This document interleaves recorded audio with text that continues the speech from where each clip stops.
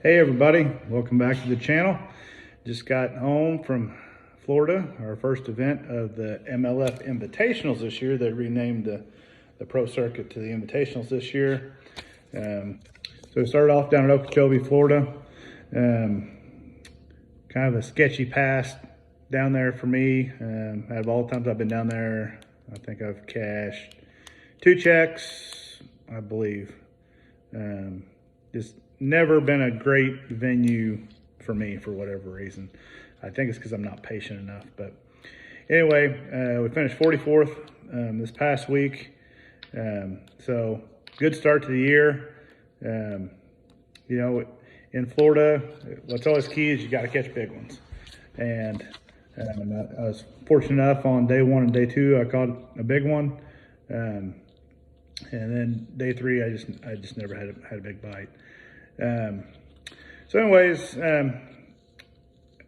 looking at past results and history of where I've done well and stuff, I decided I wanted to fish 2 days south and then 1 day up north.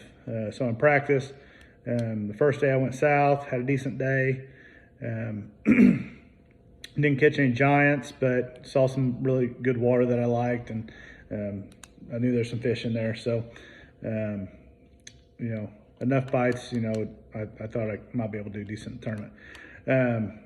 Day 2, I ended up going north. Did not have a great day, but I caught plenty of fish, just no big ones at all. Coming to find out, one of the guys that made the top 10 was fishing in a little pond.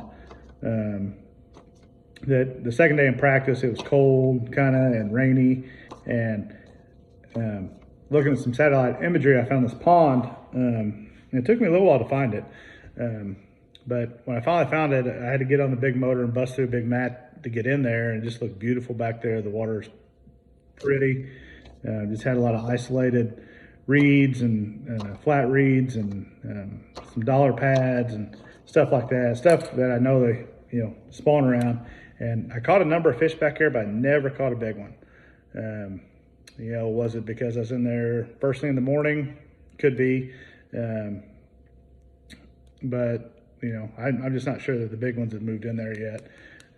I probably should have went back and checked it later on in the day, but fishing's all about timing. So, anyways, I wanted to check some other stuff out up north, and like I say, caught some fish. End of the day, I caught like a 5.5 pounder. It was just kind of a random bite. It was the only bite I had in one area. So day 3, I decided I was going to go back south again, and kind of expand on what I had found the first day. I was able to expand a little bit. So I thought I had a decent game plan going into the tournament. This year we went back to 3 practice days, which I do like. In the past few years, we had 2 practice days, and I really kind of struggled with 2 practice days because some of the lakes we go to are so big, and it's just so tough to break down a big lake in a couple days. So I really like the 3rd day. That's just my personal preference. So on day 2, or excuse me, day 1 of the tournament, run down south. I catch a limit pretty quick in the first hour or so, and then probably 8:30 or something, I catch one that's not quite 6 pounds. So that really, then a little bit later on, I caught some other decent fish to go with it. Just no really other big bites. I ended up at 16.2 on day 1, which I think put me in 43rd. So good start. On day 1, I was fishing right beside the leader for most of the day. He caught, I think, 2 4-pounders and a 7-pounder in there, and then he did go to another area. He caught 3 5-pounders somewhere else. But I knew there were some big ones in there. In the area, I wasn't around a lot of boats, but there's probably 5 to 7, 8 boats, and it's not a giant area. So I knew fishing pressure might, put a damper on some of the fishing for day 2. So day 2, I run back down there. I kind of fish around for a little while and don't have a bite. And then I finally get a bite on my chatterbait. And then I put my power poles down and I pretty much caught a limit. I picked up a Cinco. Pretty much caught a limit without even moving the boat. Then from there, like I say, I just kind of felt, a lot of the good stuff, the key areas, was getting hit pretty hard. So I kind of just went in practice mode a little bit, and I just kind of moved around within the area I was in. And I go and I catch a couple 3-pounders, catch another one that culls. And I get back in another area, and there's another angler there that I know. I was talking to him, and I watched him catch like a 5. He jumped off a 4. He caught another like 4 or 5 pounder without even moving the boat. So that's kind of cool to watch. And so anyways, a little bit later, I throw my chatterbait up along some dead cattails, and one kind of hooked me. I didn't hook her, but she kind of hooked me. And it was like 6 1/4 pounder. Unfortunately, I did not get that one on video, which is pretty disappointing. But a couple anglers got to watch me catch her, so they were kind of rooting for me, which was also pretty cool. A lot of good guys out on the tour. That's something I really enjoy. I'm always, even though I'm fishing against somebody, if I know them and I'm beside them and they catch one, I'm rooting for them. So anyways, like I say, that one was 6 1/4. Go a little bit further, and I jump like a 3-pounder off, and like 2 casts later, I catch like a 3-pounder. I don't know if it's the same fish or not. I do have that on video, and you'll see me lose her, and then I make another cast, and I kind of get hung up and reeled in real quick, and then cast out there again, and I did catch that one. So day 2, ended up weighing 18.2, and that jumped me up to 23rd. Going into day 3, which, another thing this year in the Invitationals, they changed the payouts. In years past, they would pay, $10,000 down to 60th. And this year, they're paying $10,000 down to 30th, which kind of stinks, but, it is what it is. And they're paying $8,000 from 31st to 50th. So they're only paying 50 this year versus, 60. And actually, a couple tournaments, they pay a few more spots than 60.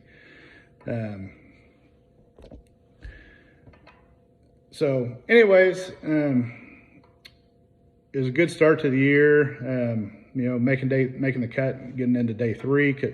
And also another change is instead of 4 days, they're taking the tournament down to 3 days. So everybody fishes the first 2, and then the top 50 fish on day 3.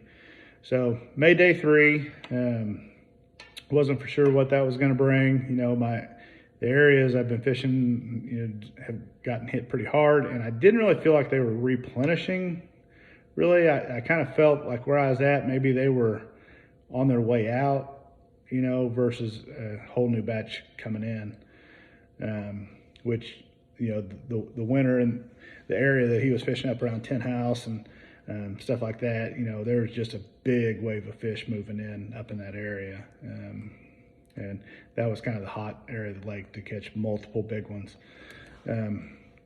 So anyways, on day 3, I run back down south again. And they weren't hitting the chatterbait, so I picked up a Cinco. I flipped my Cinco around for probably an hour. Never even had a bite on it.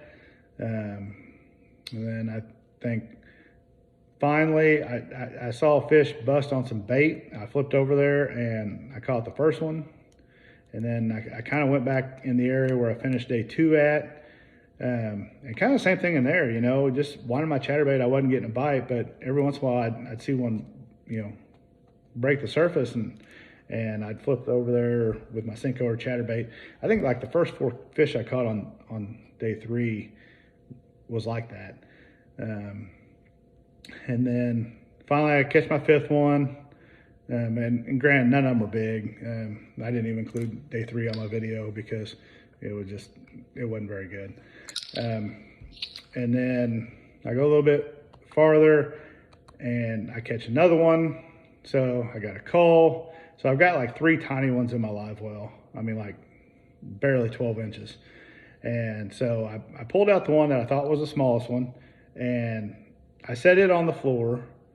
I carry a cooler in my boat, so I sat down beside my cooler, and I just wanted to make sure, and look at the other 2 fish. Anyways, well, it took me a little while to dig the other 2 out and figure out, and anyways, for whatever reason, I decided, yeah, that was the smallest one. And for whatever reason, I thought I had already thrown that fish back.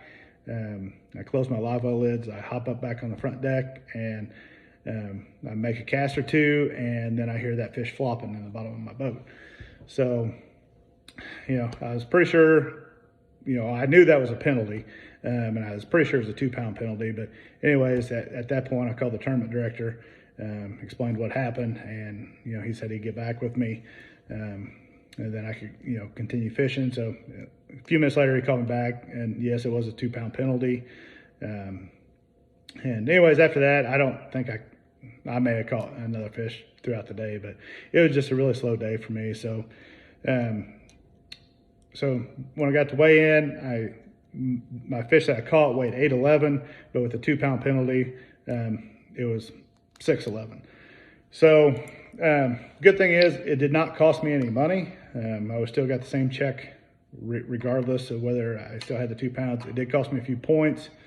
But another change this year in the invitationals is they did away with our championship, which, that really kind of stinks. But, again, it is what it is. My phone keeps falling. Anyways, so, it cost me a few points, because I think they take the top 5 or something into the BPT for next year. So, hopefully at the end of the year that won't, I won't miss out on the BPT by that, but we'll figure that out at that point. Anyways, so I end up finishing the tournament 44th. Like I say, good start to the year, especially for Okeechobee, since I've had such a sketchy past there. Had some decent finishes, but I've also had some really bombs. And that's just what you can't do, if you want to be consistent. And so got home. I'm only going to be home for about a week and a half or so before head to Clarks Hill Lake in South Carolina, on South Carolina-Georgia border. That's Savannah River. I've not really been there. I spent like half a day there a couple years ago as I was heading to Lake Murray. I'd never been there before, and I was on my way and had a few hours to kill, so I just stopped over there and ran around the lower end of the lake here for a couple hours. But we should be hitting it at a great time. Probably catch them just about any way you want to. Should be a pre-spawn event. There might be some thinking about getting up there. Just depends on the weather here in the next week and a half. But my guess is it'll primarily be a pre-spawn event. So this week at Okeechobee, there was really only 2 baits that I caught them on. The first was a homemade chatterbait or bladed jig in white, and then I also threw another one in black and blue, and threw those on a Denali 7.4 heavy action frog rod. I really like that frog rod for a lot of different uses. I was throwing it on 20-pound line. It was also a 3/8 ounce chatterbait. My other bait was just a 6-inch Senko, 5 and 6 inch, with an 1/8 ounce head, flipping it on a Denali 7.4 N3 heavy action worm and jig rod on 20-pound fluorocarbon. Really those are the kind of the 2 baits for me this week. I really try to keep it simple going into this event, because usually most of the time I get my boat in November. So, come into November, into December, I'm kind of getting the itch. So I start rigging all my stuff, and I've usually rigged everything up before Christmas. And usually I have like 30 rods rigged up for Okeechobee. And but anyways, this year I didn't get my boat until it was into January, so I didn't have a lot of time, and I just tried to keep it really simple, for practice. Chatterbait swim jigs, speed worm, and some flipping baits, and you can always catch them on Okeechobee on those things. So I didn't try to get too fancy and just kept it simple. So other than that, looking forward. Getting down to Clark's Hill, and I really like, fishing, the Southeast that time of year. You can, like say, do a lot of different things, crankbaiting, chatterbaiting, Carolina rig, number of things you can do. Swim baits. There is blueback herring in there, so there could be a topwater bite first thing in the morning. Sometimes I run those blueback herring back up in some of the pockets first thing in the morning. So looking forward to that. So anyways, I should have my day 1 and day 2 fish catch video out hopefully maybe tomorrow. So be sure to watch that. If you have any other questions, drop a question below, and thanks for watching, and we'll catch you next time.